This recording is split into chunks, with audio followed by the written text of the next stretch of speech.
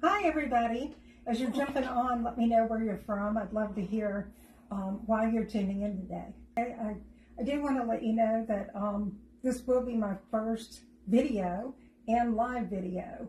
So it definitely took a while just to get me set up so we can do it. I'll have a lot of key learnings. So wish me luck, and I'll learn from the process as we go through this today. Okay, it sounds like we have a lot of people from different areas, Oregon and Pennsylvania. I think people are just now jumping in. So we're going to give them a few minutes. Okay. If you have any questions along the way, please go ahead and put them under the comments after I'm done with the demonstration. Then at that point, I will go back and read all comments. So again, I appreciate you taking time out of your day for this demonstration on From Drab to Fab. Are we at time? I got a cameraman helping me out today. Okay, I think we're right on time, so we're gonna get started. My name is Patricia Skelton, and my Instagram account is Open Window Restore. This will be my first appearance, Drab to Fab, for Amy Howard in her artist residence for 2024. So I'm so excited to be part of this team. We have a team of 8 women that are wonderful artists. So today what I want to show you is a process on a drop leaf table. And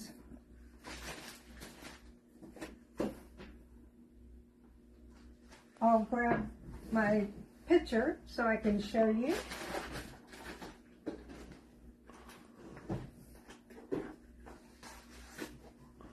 Okay, so this is the before. It's a drop leaf table, and it's definitely very old and not in the best shape. So this is one of the things that's perfect for a new finish. One of the things I love about Amy Howard products is that you're really using products that were used on an antique, and so the process with the interaction of all of these working together creates a very authentic look. This is the finish that I wanted to show you today. And this finish is created from Venetian plaster and milk paints, which definitely have a lot of the same makeup in them, and therefore they work really well together. Do we have any questions? Can everybody hear me?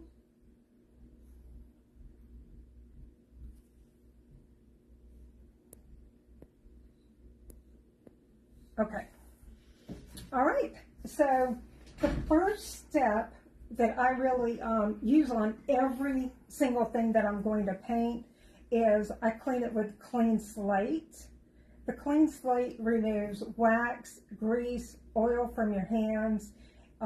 This is an all-purpose cleaner. It is not a stripper. And so it really, within 5 minutes, it's dry to the touch. You don't have to wash it off.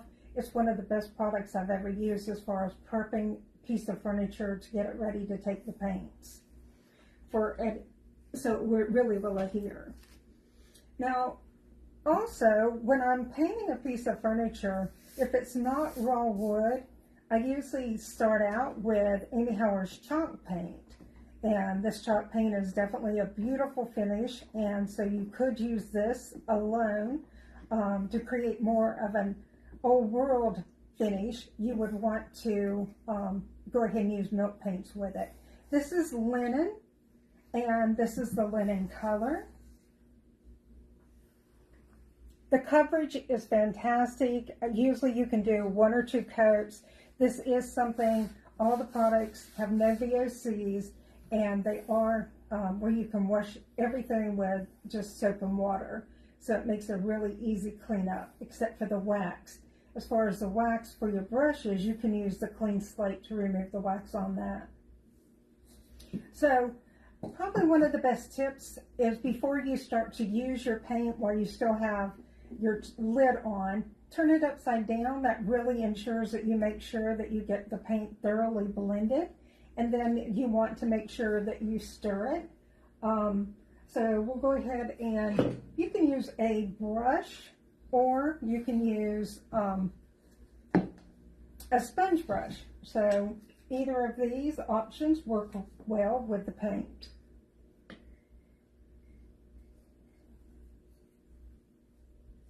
This is, you know, a very easy process. It's you can see that it is a nice thick coverage. I always say that it's better to paint a couple of thin layers. Don't go for a really heavy layer. And if you keep your brush fully loaded but not overloaded, and then you come through and almost come down a little bit as far as an angle, you'll notice that you'll have less brush strokes. Those will sort of flatten out.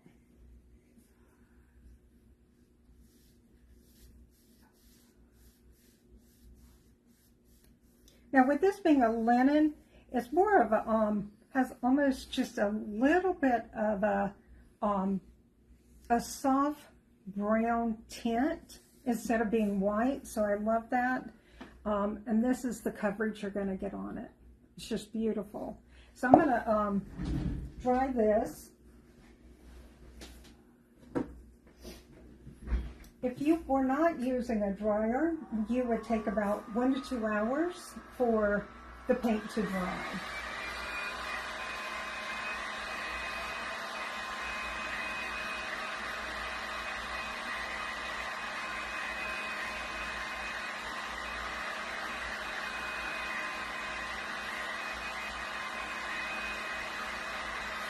I think I spend a lot of time with my heat, with my hot dryer. You can also use a blow dryer. I keep my settings at 5. I don't go higher than that. If you go too high, you can cause paint to bubble, and then also on your milk paint, you can cause it to flake. So make sure you test out your settings. Okay, and it's dry to the touch. So one that has definitely thoroughly dried is our sample. So we're gonna just make sure that we start on that side. So let's talk about milk paint to start with. The 2 colors that I'm going to be using is, this is Butterfly Kisses, and this is Heaven Help Us. So Amy has a lot of fun when she's naming her products, and I always enjoy seeing what she's named the items. We're also going to mix all of this with a Venetian plaster. Okay, so one of the things is Venetian plaster is one of the products that is very versatile. The way that it is made in a dry form means that it is 100% authentic, and then also if you make it up, once you've made your Venetian plaster, it will last a lifetime as long as you're keeping it sealed. The milk paint, on the other hand, it only has about a 2-week life cycle because it is made with casein, and that milk in it, casein milk, will spoil. So you've got to make sure that whenever you're making it up, that you're making what you need to use, and then make sure it's sealed very tight. You can store it in the refrigerator. If you're going to use it the next day for one night, you can leave it out. But if you're going to put it in the refrigerator, just make sure that you let it come to room temperature. So has anybody used milk paint that's on the phone? Is it? Okay, so for anyone that hasn't been introduced to milk paint yet, it comes in the dry formula as we spoke to, and you want to measure it out you get to the point where you can almost eyeball it because you can start to see. This one is the butterfly kisses that I'm putting in, and this will be to demonstrate how to just make it. So then you're going to add warm water, and you're going to do 1 on 1, so it's the same amount, and then you want to stir it up. Now, one of the reasons that you want to fix this the night before is so that any of the pigments get thoroughly mixed in here. I also like to use, as you can see, I have a very well-loved brush right here that this really helps me get it completely mixed up. The warm water really helps dissolve all of it. Now I want you to see, this is what probably, if you haven't used a milk paint, probably the thing that people are a little more skeptical of or weary to paint with is this is water. So the paint does not make it in a thick consistency. You want to make sure that you are not painting with any of the bubbles, and so if you let it set, it will dissipate. Okay, so for this piece, what I've done is I mixed 3 tablespoons of my plaster with the Heaven Help Us. Now, you can actually, instead of using a trowel to put it on a wall, you can paint furniture. And so that was something new that Amy had taught me when I took her class 2 years ago.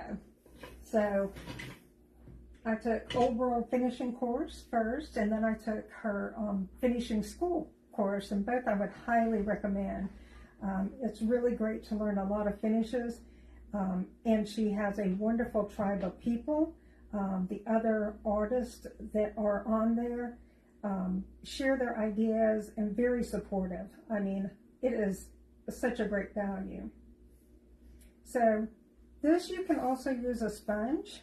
We're putting it over our base coat of linen chalk paint, and this is the milk paint mixed with the Venetian plaster. Now, one of the things about Venetian plaster is it really loves like metal. So when you're using, you can use your trowel to come back on, and or steel wool, and as you do that, you will see that it really gets a nice sheen to it. So for a steel wool, this is a super fine for all.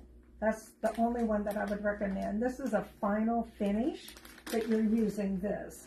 The other things that you can also use to make sure that you smooth is a 400 grit sandpaper. And if you don't have that handy, you can just use a paper sack from your grocery store. So that's one of the best things that you can use as well. Now, the other thing that's really lovely about working with milk paint is that the color that it comes in the bag is the color it will dry to, and sometimes the shade might be a little bit lighter as you dry it, and then what you will find is that when you're using a matte silver or a wax, it will pull the pigments out, and you'll see the variation in color. Also, if you put a glaze on your milk paint, it does the same thing. So you get so many beautiful different values. So you can see here, as we're starting to dry, look at the difference of the color already. And look at that coverage.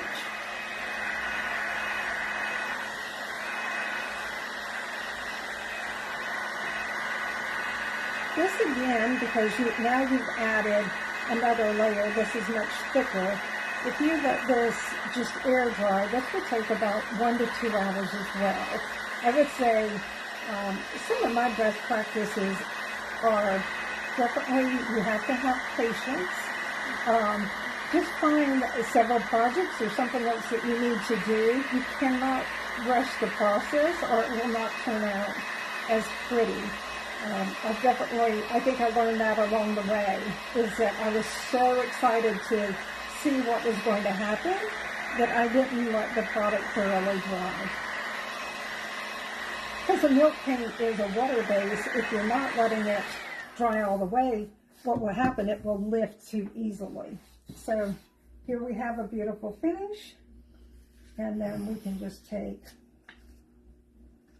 Now, one of the things you want to do is you want to feel the surface, and then you're not sanding, but what you are doing is, see how you can remove some of the milk paint from this. So you want to be light to touch. Then you always want to remove that because you don't want to paint over it. And then you want to use a soft cloth that does not have lint. So this is just a great cotton cloth.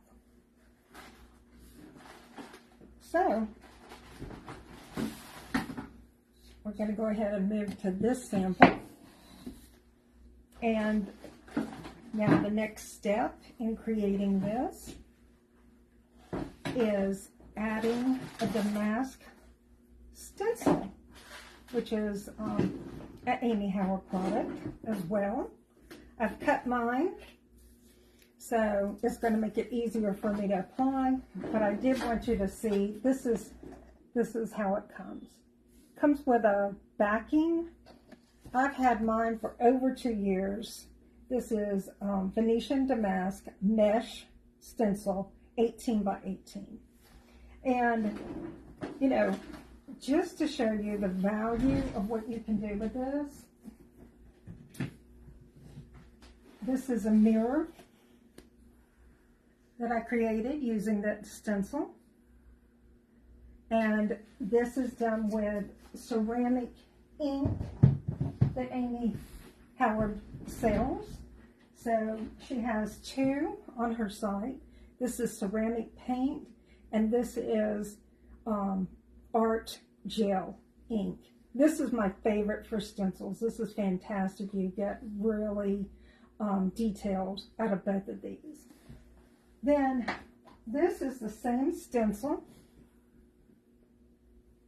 and this is with a Coperni linen plaster, and then I tinted with a glaze the stencil, so you can see a lot of different variations of colors in here, and that's done with her pigment colors, which have really something you can mix, as it's a lot stronger than a milk paint. It doesn't have the milk paint in it, it has just the pigment color.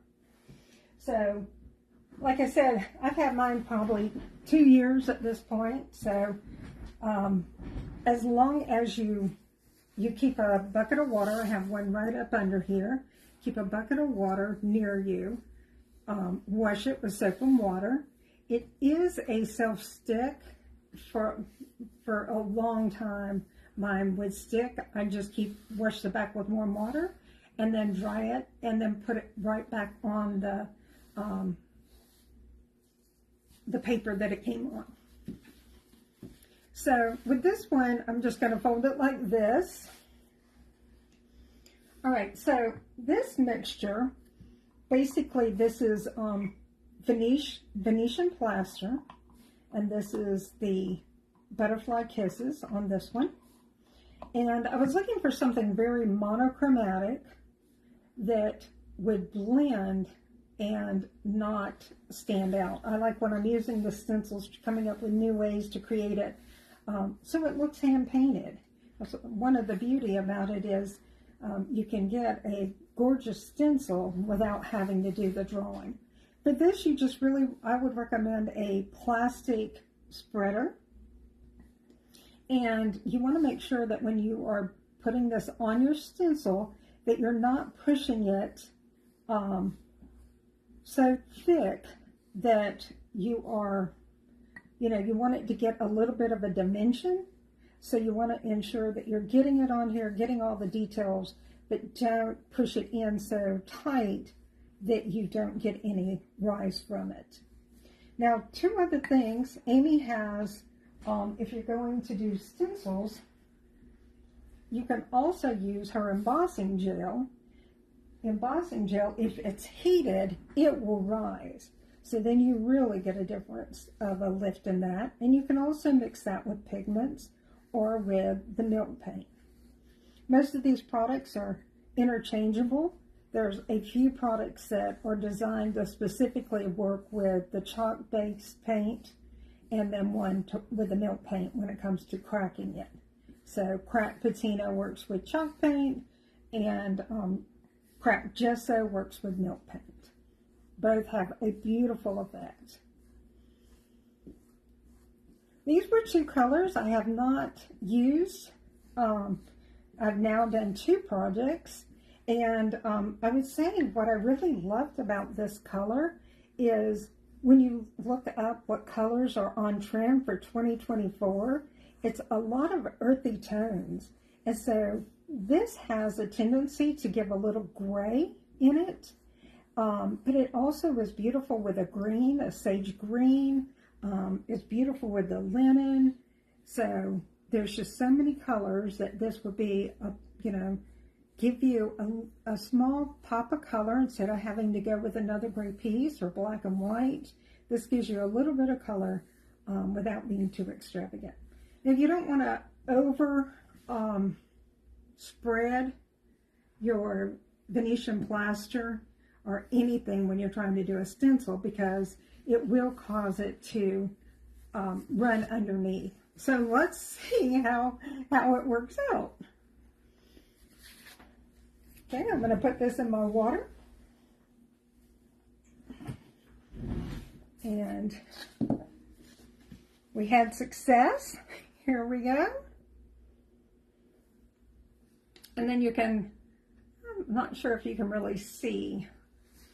Now, one of the things that I also did when I was creating this piece is I wanted to give it almost like, I looked up Fortuny fabric, and there was some lavender. And so in the background, I did want it to have a bit of a striation to create almost the look of, a fabric piece. So that's the other thing that you can do with the paints, is you can really have them, you can go a strié, or you can do a brush both directions and make it look exactly like denim or fabric. So just the same with everything else. We're going to come back.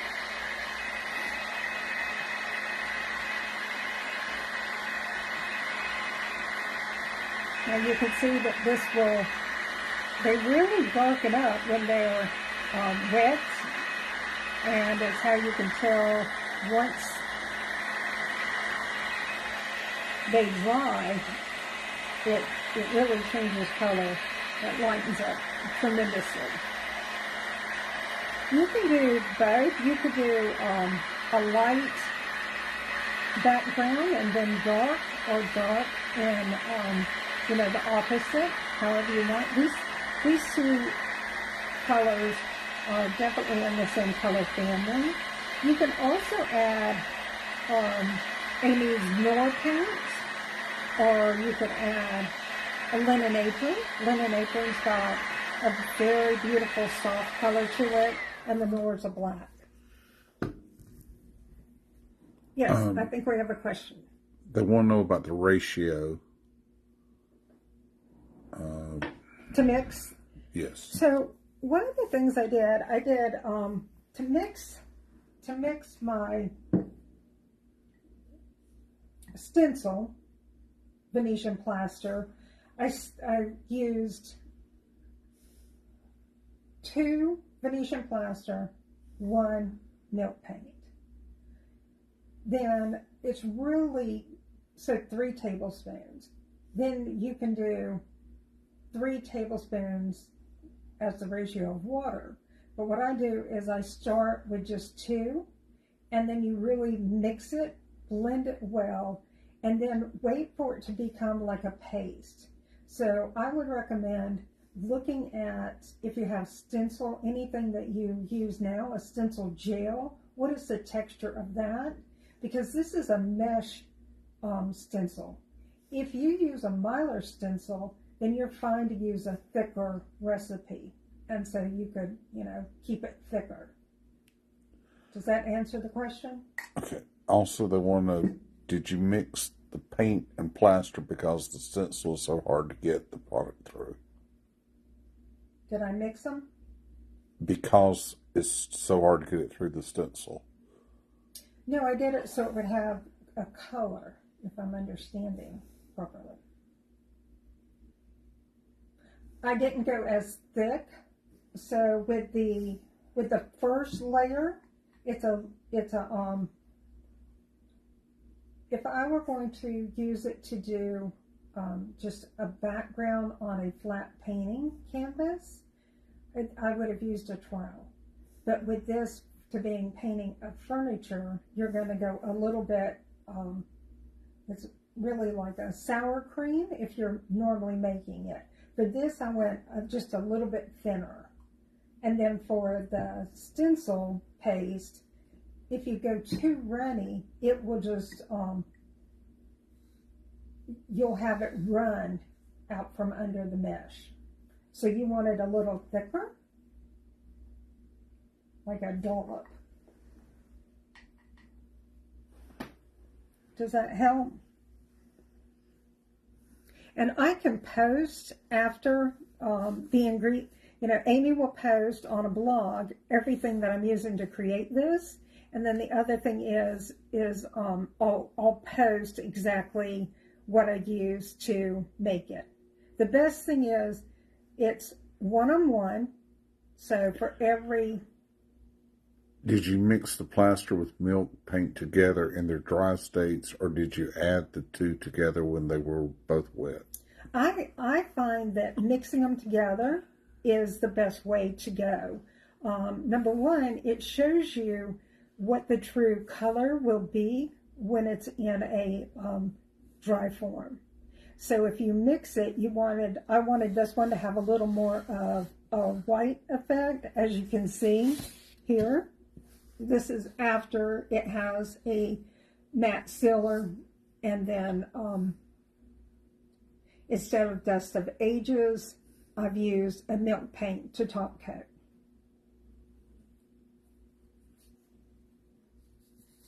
Is that good? Okay. So the next thing that, the next step is going to be, there's really 2 things that you can do. So one thing is for the piece of furniture I painted, I used a milk glaze. Now, a milk paint glaze is basically, instead of 1-on-1, it is going to be 1 part milk paint dry form, 2 parts water, and use 1 water. That really made the stencil, all of it almost the same color.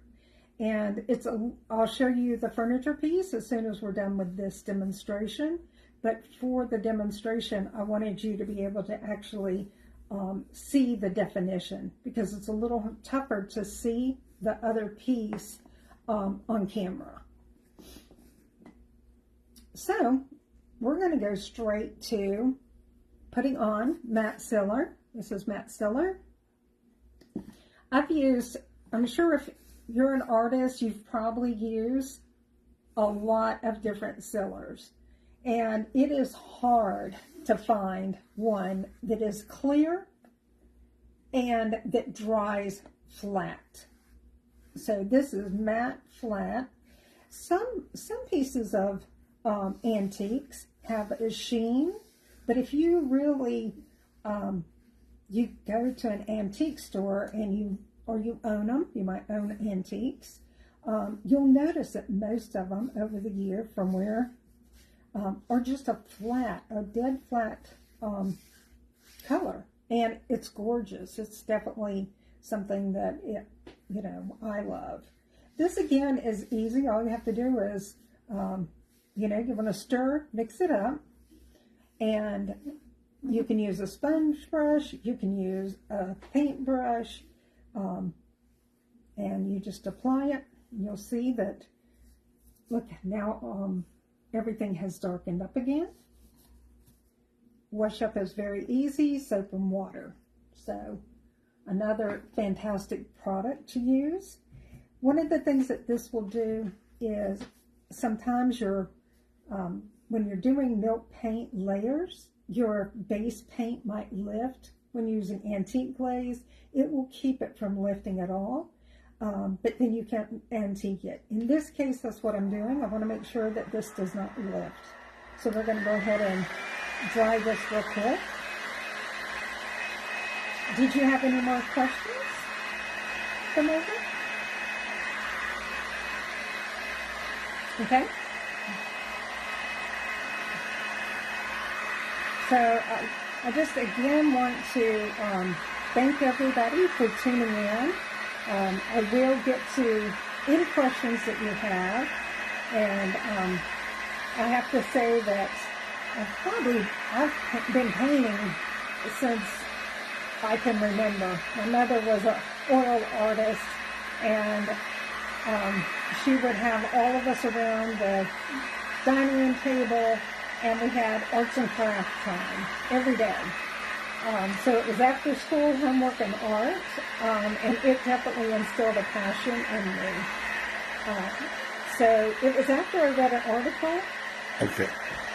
Oh, we got a question. Oh, it says you can't antique after matte sealer. Correct. So in this particular item, I'm not going to use antiquing glaze. So if you wanted to distress your finish, then you would use an antiquing glaze, which is this. Now, I did use only milk paint and antiquing glaze on the legs and the bottom apron of the piece that I did. So, where are we at the time, honey? It's 1:31. Okay.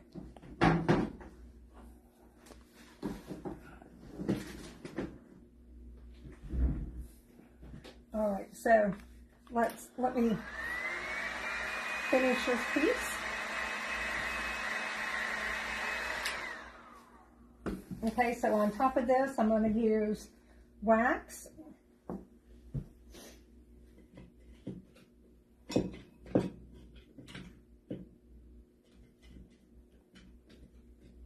And then matte sealed the legs. Yes. Yeah, I did a matte sealer on the legs.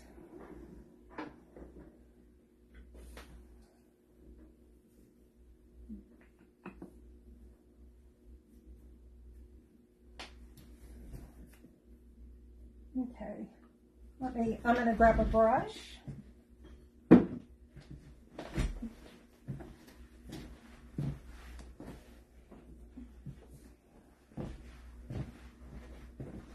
All right, so this is the puck wax, and for this particular piece, I really wanted to keep the colors soft. So in a lot of my pieces, I will do light wax and dark wax.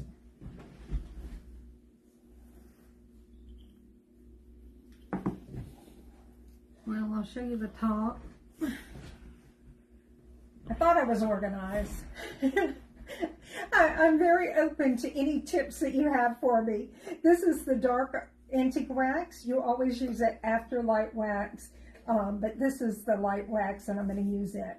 You want to make sure that you label a brush, use the same brush, and you want to make sure that you get your brush full with the wax. The next thing you want to do is brush off some of it. And the reason you're taking it off is making sure that sometimes in the brush you will get some clumps inside there, and you want to make sure that you're smoothing it out before you come on the piece. You don't want to be too heavy-handed. You want to be really light, and then as soon as you've started to put the wax on here, you'll start to see the colors change.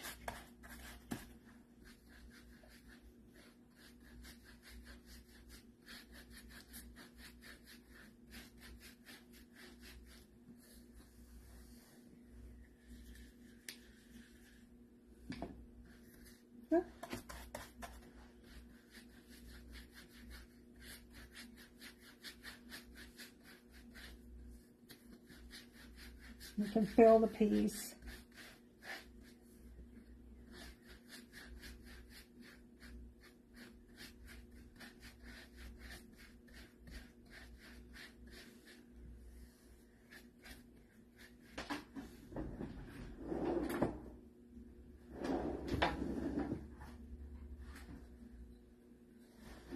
This piece. Now you have to let wax come to tack. And I can feel I'm going too light on this. You can see barely through here how it's picking up the pigment, and it will continue to do that. And in these cases, this one, I used more of the Heaven Help Us in the background, so it gave it definitely a darker tint.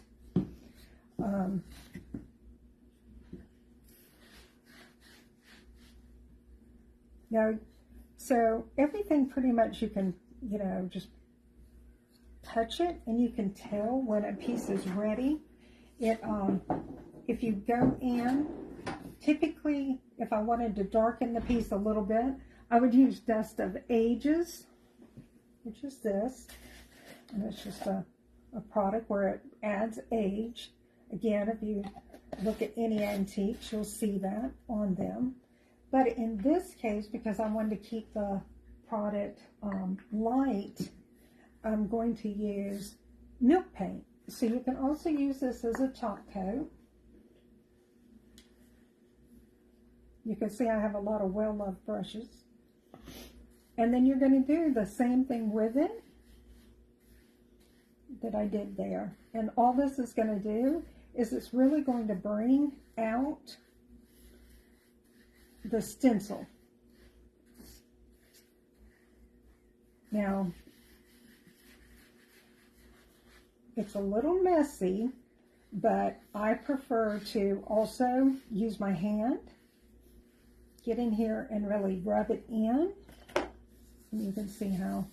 Also, if you rub your hands together and use that, you'll find that the oil from your hands will also help darken the background. You can come back in with your still wool. Okay. I need to repeat what you just put on there. Okay, I'm sorry. So instead of Dust of Ages, to do something to give it a light feel, this is a milk paint, and this is My Linen Apron.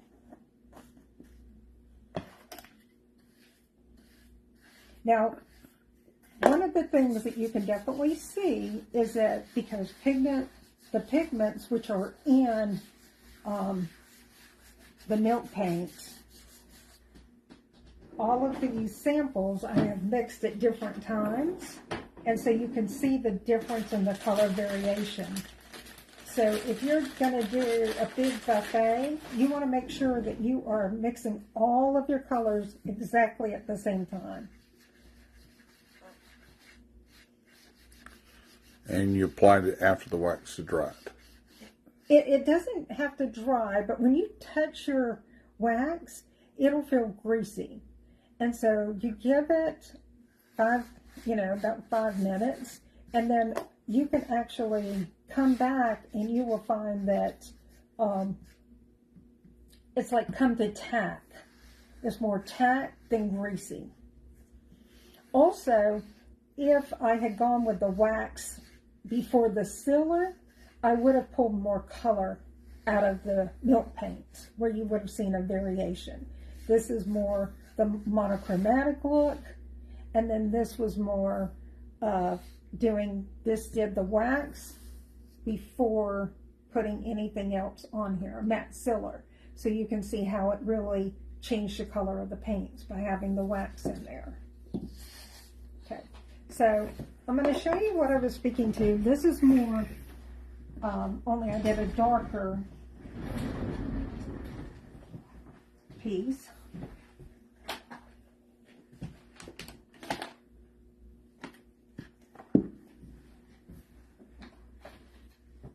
Okay, let me bring it over. So, can you get the detail of that? This is Heaven Help Us, directly on the antique wood that we looked at earlier. But you have to use clean slate. And then look at the drawer. This is antiquing glaze. All those colors come out, and you can pull. And all it is milk paint, antiquing glaze, and then I did a matte sealer. You can also do wax on furniture though. And then this is the side, and this is why I was concerned. It's like this one, it's very subtle. But if you can, it's an embossed look to it. I can't see it. You can't see it? I mean, it just doesn't show through real well. Yeah. On camera, I knew this would be tough to see. I'll take some pictures of it. And that's why, I mean, this is also gorgeous if you wanted more definition. But if you look at it from the side, you can see it's lift. And then it just has some of the milk paint caught in the stencil. So this one, I think, also would be, beautiful as well. Okay, any other questions? So they can see a ghosting of the image, sort of. Yeah, does that help if you have it at an angle with the light? In person, it really shows up because it's the lighting, which is why I did a demo where you could see, the definition of the actual stencil. This one was more tone on tone. I think that's one of the things though that's really great about it is that it's all the same products, used the same way, just adding a little more of the Venetian plaster to lighten it up. Also, this one, I did use a milk paint glaze over it. So that was 1 part milk paint, 2 things of water, and then I painted over the entire image so that it would then pick up colors, but more or less just be monochromatic. Did you use a binder in the milk paint when you applied it over the clean piece? No, because I used a chalk paint. So my chalk paint prepared my piece of furniture. So it was stained, I cleaned it, used the chalk paint. The legs, I didn't even do that because I was just doing the milk paint and I wanted the stain to come through.